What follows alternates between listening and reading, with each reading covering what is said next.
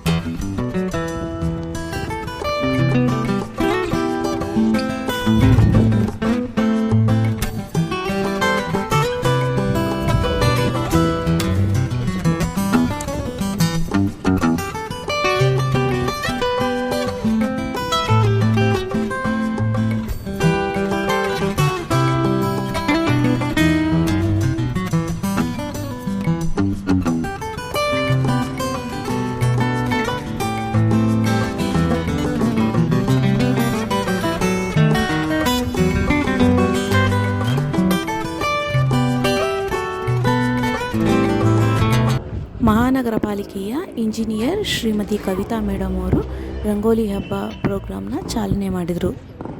ನಾನು ಈ ರಂಗೋಲಿ ಕಾಂಪಿಟೇಷನಲ್ಲಿ ಕಾಂಪೀಟ್ ಮಾಡಿದ್ದೆ. ಚುಕ್ಕಿ ರಂಗೋಲಿನೇ ಹಾಕಬೇಕು ಅಂತ ಹೇಳಿದರು. 2 ಅವರ್ಸ್ ಟೈಮ್ ಕೊಟ್ಟಿದ್ದರು. 2 ಅವರ್ಸ್ ಮುಗಿದ್ಮೇಲೆ ರಂಗೋಲಿ ಎಲ್ಲ ಕಂಪ್ಲೀಟ್ ಆಯಿತು.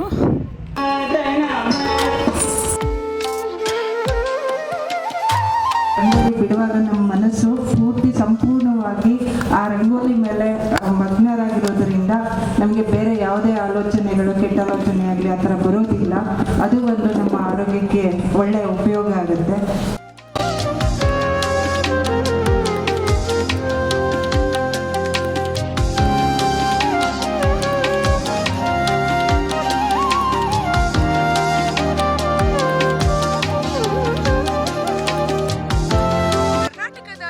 ಪ್ರತಿ ಜಿಲ್ಲೆಗಳಲ್ಲೂ ಸಹ ಇಂದು ಗ್ಯಾರಂಟಿ ನ್ಯೂಸ್ ವತಿಯಿಂದ ರಂಗೋಲಿ ಹಬ್ಬ ಕಾರ್ಯಕ್ರಮವನ್ನು ಆಯೋಜಿಸಲಾಗುತ್ತಿದೆ.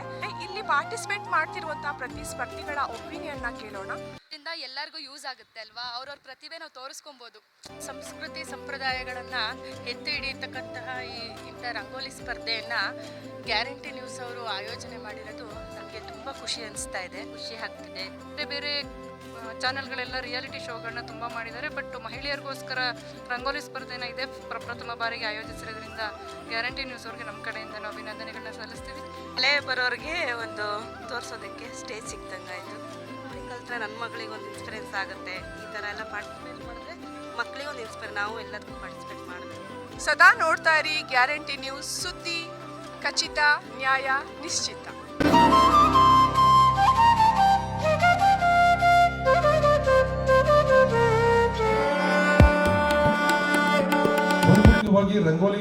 ರಂಗೋಲಿ ಕೂಡ ಒಂದು ನಮ್ಮ ಸಂಸ್ಕೃತಿ ಒಂದು ಭಾಗ.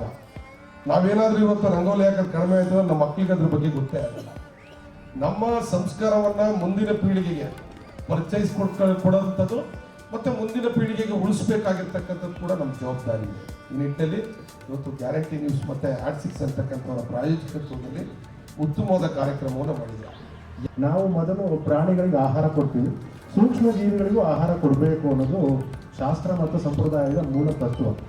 ಅದ್ರ ಮೂಲಕ ನಾವು ನೀರನ್ನು ಚೆಲ್ಲಿ ಅದ್ರ ಮೇಲೆ ಅಕ್ಕಿ ಹಿಟ್ಟು ಅಥವಾ ಗೋಧಿ ಹಿಟ್ಟು ಮೂಲಕ ನಾವು ಇಂದಿನ ಇದರಲ್ಲಿ ನಮ್ಮ ಸಂಪ್ರದಾಯದಲ್ಲಿ ನಾವು ಆಹಾರದ ವ್ಯವಸ್ಥೆಗೋಸ್ಕರ ಇರುವೆಗಳಿಗೆ, ಸೂಕ್ಷ್ಮ ಜೀವಿಗಳಿಗೆ ಅಕ್ಕಿ ಹಿಟ್ಟು ಅಥವಾ ಗೋಧಿ ಹಿಟ್ಟು ಮೂಲಕ ನಾವು ಈ ರಂಗೋಲಿನ ಬಿಡ್ತೇವೆ.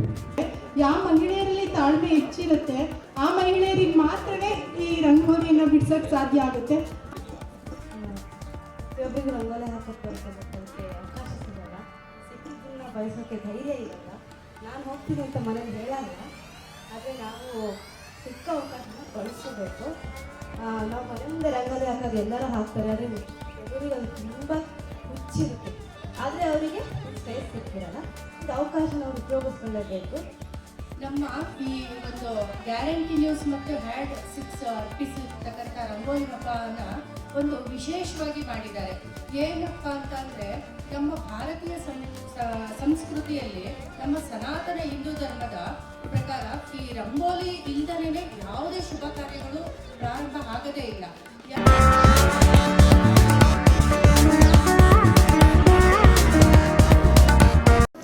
ರಂಗೋಲಿ ಏನೋ ಕಂಪ್ಲೀಟ್ ಆಯಿತು. ಕಂಪ್ಲೀಟ್ ಆದಮೇಲೆ ಎಲ್ಲರಿಗೂ ಕ್ಯೂರಿಯಾಸಿಟಿ, ಯಾರಿಗೆ ಪ್ರೈಸ್ ಬರ್ಬೋದು ಅನ್ನೋ ಕ್ಯೂರಿಯಾಸಿಟಿಲೇ ಎಲ್ಲ ಕಾಯ್ತಾಯಿದ್ರು. ರಂಗೋಲಿ ಕಂಪ್ಲೀಟ್ ಆದ ತಕ್ಷಣವೇ ಎಲ್ಲರಿಗೂ ಸರ್ಟಿಫಿಕೇಟ್ ಕೊಟ್ಕೊಂಡು ಒಂದೊಂದು ಗಿಫ್ಟ್ ಕೊಟ್ಕೊಂಡು ಬಂದರು. ಯಾರ್ಯಾರು ಪಾರ್ಟಿಸಿಪೇಟ್ ಮಾಡಿದ್ರು ಎಲ್ರಿಗೂ. ಅದಾದಮೇಲೆ ಪ್ರೈಸ್ ಅನೌನ್ಸ್ ಮಾಡಿದ್ರು. 3rd ಪ್ರೈಸ್ ಫಸ್ಟ್ ಹೇಳಿದ್ರು, 2nd ಪ್ರೈಸ್ ಸೆಕೆಂಡ್ ಹೇಳಿದ್ರು, ಫಸ್ಟ್ ಪ್ರೈಸ್ ಲಾಸ್ಟಲ್ಲಿ ಪುನೀತ ಅಂತ ಹೇಳಿದ್ರು. ತುಂಬಾ ಖುಷಿ ಆಯಿತು. ಸ್ಟೇಟ್ ಲೆವೆಲ್ ಕಾಂಪೀಟ್ ಮಾಡೋಕ್ಕೆ ತುಂಬಾ ಕ್ಯೂರಿಯಾಸಿಟಿ ಇತ್ತು. ಸ್ಟೇಟ್ ಲೆವೆಲ್ ಕಾಂಪಿಟೇಷನ್ಗೂ ಹೋಗಿದ್ದೆ, ಅದನ್ನು ನೆಕ್ಸ್ಟ್ ವಿಡಿಯೋದಲ್ಲಿ ನಿಮ್ಗೆ ಹೇಳ್ತೀನಿ.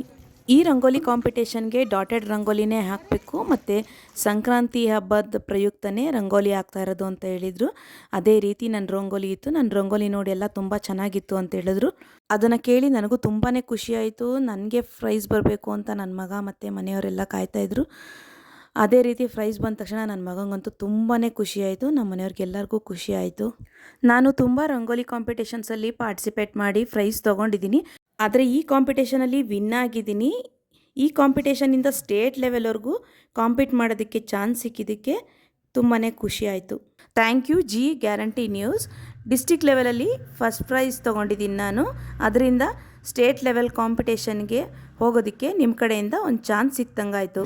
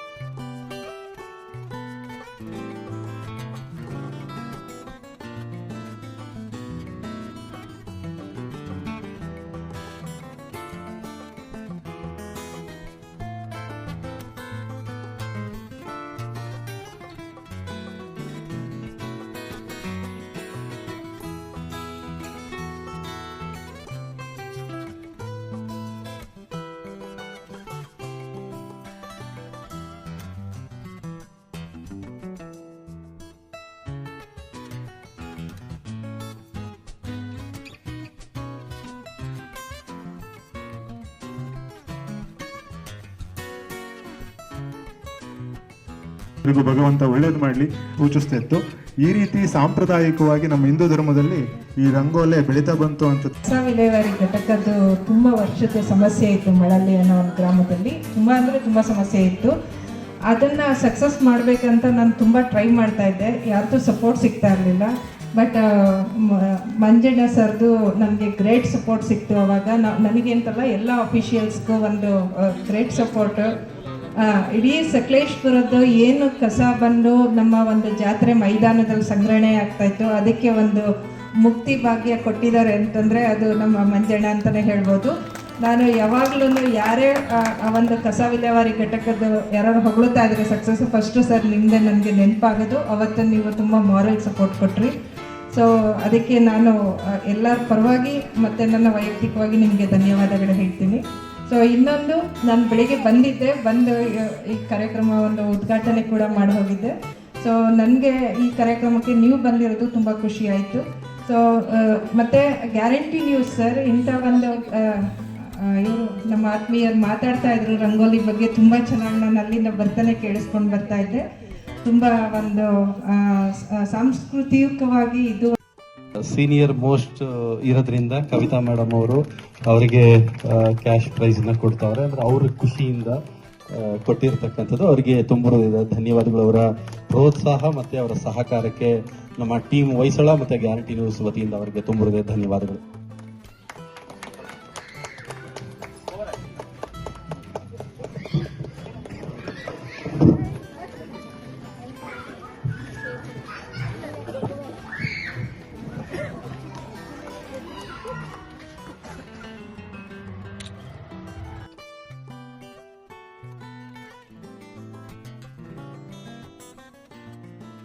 ತಾವು ಕೂಡ ಭಾಗಿಯಾಗಿದ್ದೀರಿ, ಹೇಗೆ ಅನಿಸ್ತಾ ಇದೆ ಸರ್? ನನಗೆ ನಿಜವಾಗ್ಲೂ ಹೇಳ್ತೀನಿ, ಇದೊಂದು ಕಾರ್ಯಕ್ರಮ ತುಂಬ ವಿಶೇಷವಾಗಿದೆ. ಅದರಲ್ಲೂ ಕೂಡ ಒಂದು ಗ್ಯಾರಂಟಿ ನ್ಯೂಸ್ ಅಂತಕ್ಕಂಥ ಒಂದು ನ್ಯೂಸ್ ಚಾನಲ್ ಅವರು ಇಂಥ ಒಂದು ಸುಂದರವಾದ ಕಾರ್ಯಕ್ರಮ, ನಮ್ಮ ಭಾರತೀಯ ಸಂಸ್ಕೃತಿಯಲ್ಲಿ ಏನು ಯಾವುದೇ ಕಾರ್ಯಕ್ರಮವನ್ನು ಪ್ರಾರಂಭ ಮಾಡಲಿಕ್ಕೆ ಮುಂಚೆ ರಂಗೋಲಿ ಹಾಕಬೇಕು ಅಂತಕ್ಕಂಥ ಪ್ರತೀತಿ ಬಂದಿದೆ. ಇಂಥ ಒಂದು ಕಾರ್ಯಕ್ರಮನ ತಮ್ಮದಿಂದ ಆಗಿರ್ತಕ್ಕಂಥದ್ದು ನಿಜವಾಗ್ಲೂ ಕೂಡ ನಮ್ಮೆಲ್ಲರಿಗೂ ತುಂಬ ಸಂತೋಷ ಆಗಿದೆ. ಜೊತೆ ಭಾಗಿಯಾಗಿದೆ, ಹೇಗೆ ಅನಿಸ್ತಾ ಇದೆ ಮೇಡಮ್? ತುಂಬ ಖುಷಿ ಆಗ್ತಾ ಇದೆ. ಮೊದಲನೇದಾಗಿ ನಮ್ಮ ಕ್ಷೇತ್ರದ ಶಾಸಕರ ಜೊತೆ ಒಂದು ಈ ಕಾರ್ಯಕ್ರಮದಲ್ಲಿ ಭಾಗಿಯಾಗಿ ತುಂಬ ಖುಷಿ ಇದೆ. ಮತ್ತು ನಿಮಗೂ ಧನ್ಯವಾದ ಹೇಳ್ತೀನಿ ಇಂಥ ಒಂದು ಅವಕಾಶ ಕೊಟ್ಟಿದ್ದಕ್ಕೆ. ಗ್ಯಾರಂಟಿ ನ್ಯೂಸ್ ಆಯೋಜನೆ ಮಾಡಿರ್ತಕ್ಕಂಥ ರಂಗೋಲಿ ಹಬ್ಬ ಇಡೀ ಕರ್ನಾಟಕದಾದ್ಯಂತ ಈಗ ಇವತ್ತು ರಂಗೇರಿರ್ತಕ್ಕಂಥದ್ದು. ಎಲ್ಲ ಸ್ಪರ್ಧಿಗಳಿಗೂ ಶುಭವಾಗಲಿ ಅನ್ನೋ ಮಾತನ್ನು ಅವ್ರು ಹೇಳಿರ್ತಕ್ಕಂಥದ್ದು. ಚೇತನ್ ಸೂರ್ಯ, ಗ್ಯಾರಂಟಿ ನ್ಯೂಸ್, ಹಾಸನ.